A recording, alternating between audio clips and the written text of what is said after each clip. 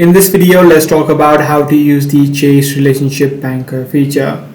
Now, in order to use this feature within the Chase platform, you simply need to schedule a meeting.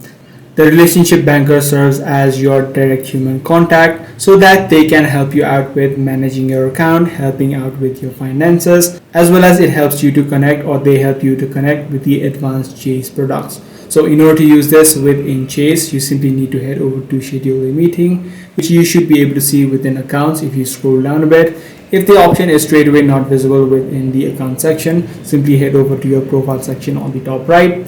Scroll down and within help and support, you should be able to see the option called schedule a meeting. Now, once you tap on schedule a meeting, you simply need to select your topic or choose your topic, which could be options such as everyday banking or opening up a business account for your Chase application within your Chase application. So this is the exact process that you need to follow in order to use the Chase Relationship Banker feature. If this video did help you out, be sure to subscribe. I'm going to see you in the next one.